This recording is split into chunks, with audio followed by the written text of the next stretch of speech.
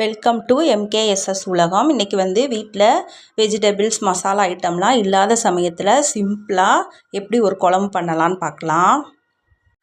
இப்போ அதுக்கு தேவையான அளவு எண்ணெய் ஊற்றிக்கலாம். இப்போ எண்ணெய் நல்லா காஞ்சிருச்சு. ஒரு ஸ்பூன் அளவுக்கு கடுகு உளுந்தம் பருப்பு சேர்த்துக்கலாம். கடுகு நல்லா வெடிக்கட்டும். இப்போ கடுகு வெடிச்சிருச்சு. இப்போ பொடியாக கட் பண்ணி வச்சுருக்கிற வெங்காயம் சேர்த்துக்கலாம். நான் ஒரு 150 கிராம் சின்ன வெங்காயம் கட் பண்ணி வச்சுருக்கேன், சேர்த்துக்கிறேன். இந்த குழம்புக்கு சின்ன வெங்காயம் சேர்த்துக்கோங்க, அப்போ தான் நல்லாயிருக்கும் டேஸ்ட்டு.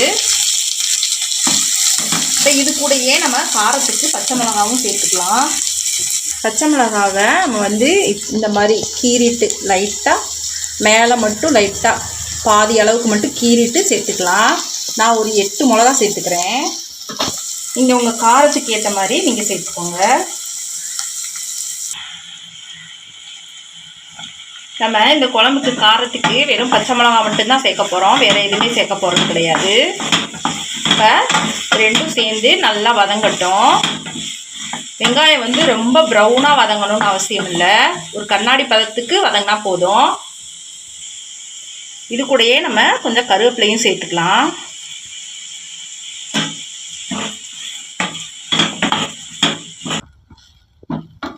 வெங்காயம் கண்ணாடி பதத்துக்கு வதங்கிருச்சு. இந்த அளவுக்கு வதங்கினா போதும். இப்போ இது கூட நம்ம ஒரு தக்காளி, சின்ன தக்காளியாக நான் கட் பண்ணி வச்சுருக்கேன், அதை சேர்த்துக்கலாம். இது கூடவே ஒரு காஞ்ச மிளகா சேர்த்துக்கிறேன், ஒரு 3 மிளகா சேர்த்துக்கிறேன், ஃப்ளேவருக்காக தான். இப்போ இந்த குழம்பு நம்ம பாட்டி காலத்து குழம்பு இது. இந்த குழம்பு புளித்தண்ணி குழம்புன்னு சொல்லுவாங்க இந்த குழம்புக்கு பேர். இப்போ வீட்டில் காய்கறி இல்லாதப்ப இந்த குழம்பு வச்சுக்கலாம். இல்லாட்டா உங்களுக்கு முதல் நாள் ஹெவியாக சாப்பிட்டுட்டு மறுநாள் லைட்டாக சாப்பிட்ணும் அப்படின்னு ஃபீல் ஆச்சுன்னா நீங்கள் இந்த குழம்பு வச்சுட்டு ஒரு வத்தலோ வடகமோ வச்சு சாப்பிட்டா ரொம்ப நல்லாயிருக்கும். இப்போ தக்காளி நல்லா மசிஞ்சு நல்லா வதங்கட்டும். இப்போ தக்காளி நல்லா மசிஞ்சு நல்லா வதங்கிருச்சு. நான் இந்த குழம்பு செய்ய ஆரம்பிக்கிறதுக்கு முன்னாடியே இந்த அளவுக்கு புளி எடுத்து ஊற வச்சுட்டு கரைச்சிட்டு வடிகட்டி எடுத்து வச்சுருக்கேன். இதை நம்ம இந்த குழம்புல சேர்த்துக்கலாம். புளி தண்ணியை சேர்த்துக்கலாம். ஒரு அரை ஸ்பூனு மஞ்சத்தூள் சேர்த்துக்கலாம். இதை நல்லா கலந்து விட்டுருங்க.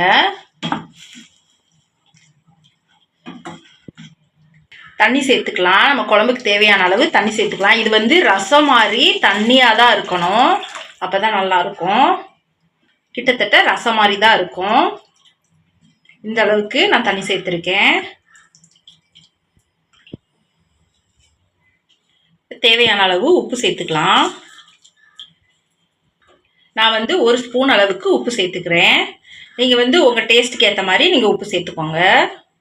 இதை நல்லா கலந்து விட்டுட்டு இது நல்லா கொதிச்சு வரட்டும் கொஞ்ச நேரம். இப்போ நல்லா கொதிச்சிருச்சு. ஒரு 10 நிமிஷம் கொதிச்சிருக்கு. 10 நிமிஷம் கொதிச்சாலே இந்த குழம்பு ரெடி ஆயிரும். இப்போ நான் ஸ்டவ் ஆஃப் பண்ணிக்கிறேன். வீட்டில் இருக்கிற பொருளை வச்சேவும் சிம்பிளாக ஒரு குழம்பு ரெடி பண்ணிட்டோம். இந்த குழம்புக்கு சைடிஷாக நீங்கள் அப்பளம் கூட வச்சு சாப்பிட்டா ரொம்ப சூப்பராக இருக்கும். நீங்களும் இதே மாதிரி செஞ்சு சாப்பிட்டு பாருங்கள். நம்ம வீடியோ பிடிச்சிருந்துச்சுன்னா வீடியோவுக்கு ஒரு லைக் பண்ணுங்கள், சப்ஸ்கிரைப் பண்ணி சப்போர்ட் பண்ணுங்கள். நன்றி.